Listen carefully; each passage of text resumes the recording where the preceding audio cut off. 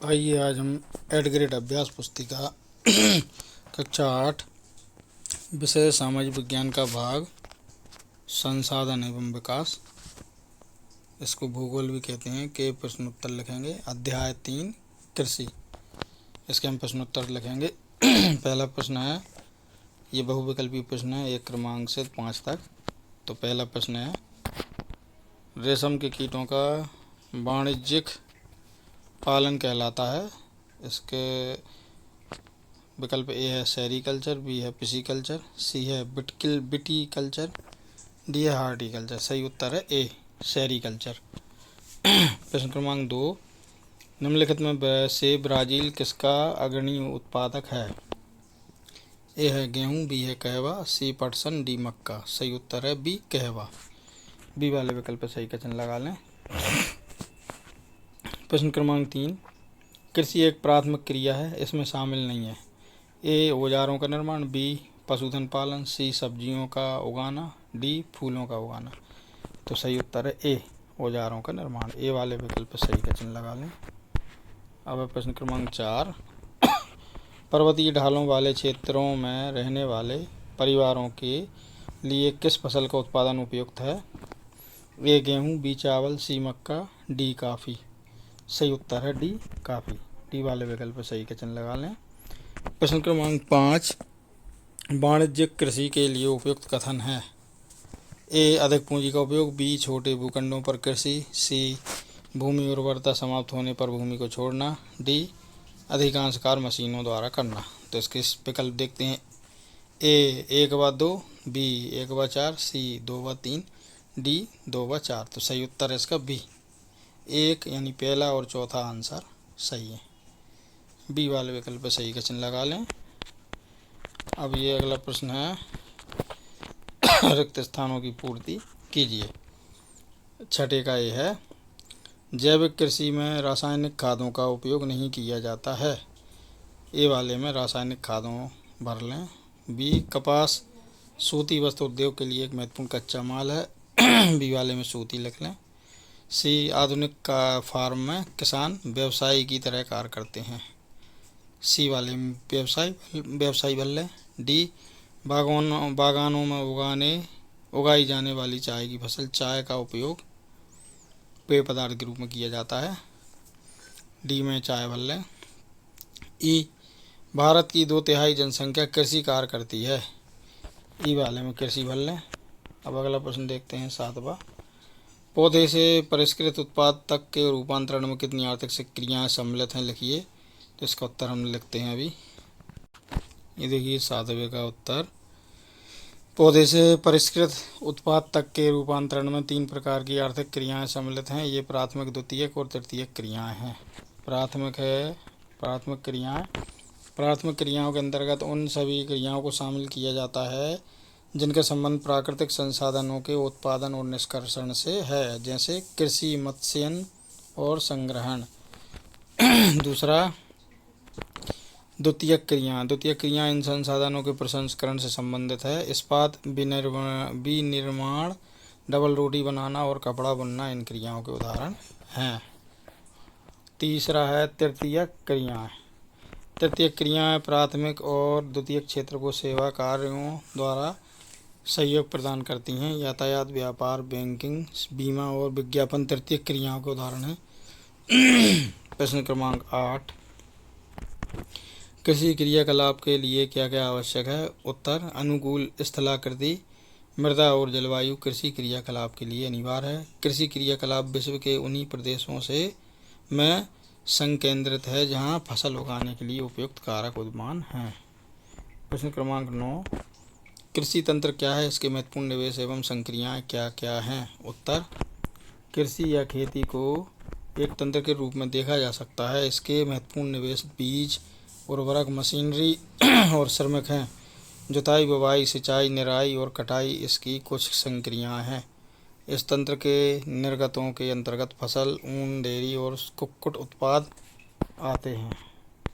प्रश्न क्रमांक 10, श्रम और प्रौद्योगिकी के स्तर के आधार पर कृषि को कितने प्रकारों में विभाजित किया गया है। उत्तर है, श्रम और प्रौद्योगिकी स्तर के आधार पर कृषि को दो मुख्य प्रकारों में विभाजित किया गया है, निर्वाह कृषि और वाणिज्यिक कृषि। नंबर 1 है निर्वाह कृषि। इस प्रकार की कृषि कृषक परिवार की आवश्यकताओं को पूरा करने के लिए की जाती है।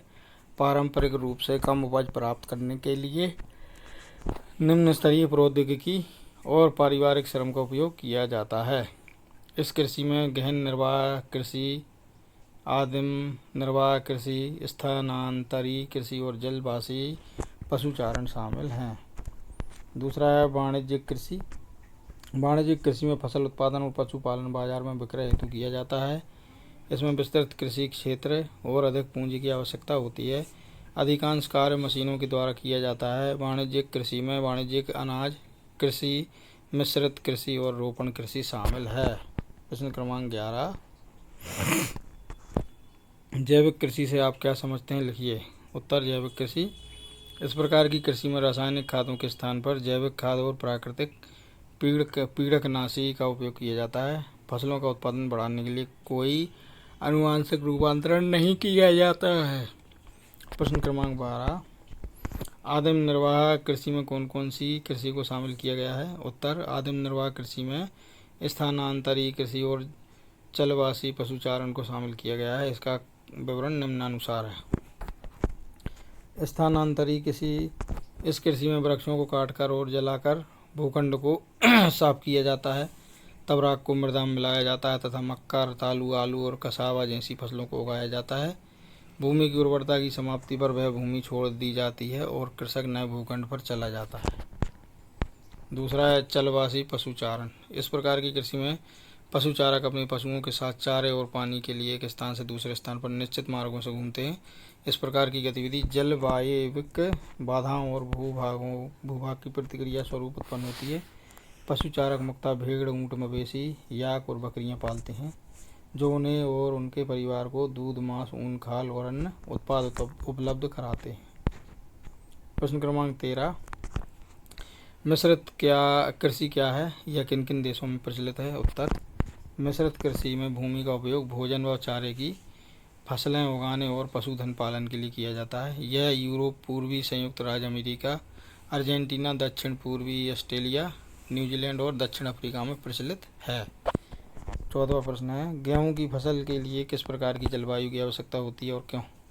गेहूं के वर्धन काल में मध्यम तापमान एवं वर्षा और शस्य कर्तन, फसल की कटाई के समय तेज धूप की आवश्यकता होती है। इसका विकास सुअपवाहित दोमट मृदा में सर्वोत्तम ढंग से होता है। गेहूं संयुक्त राज्य अमेरिका, कनाडा, अर्जेंटीना, रूस, यूक्रेन, ऑस्ट्रेलिया और भारत में विस्तृत रूप में उगाया जाता है।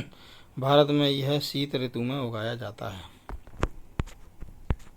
प्रश्न क्रमांक 15, कपास की खेती के लिए किस प्रकार की जलवायु व मृदा उपयुक्त होती है, लिखिए। उत्तर, कपास, इसकी वृद्धि के लिए उच्च तापमान, हल्की वर्षा, 200 से 210 पाला रहित दिन और तेज चमकीली धूप की आवश्यकता होती है। यह काली और जलोढ़ मृदा में सर्वोत्तम उगती है। चीन, संयुक्त राज्य अमेरिका, भारत, पाकिस्तान, ब्राज़ील और मिस्र कपास के अग्रणी उत्पादक हैं।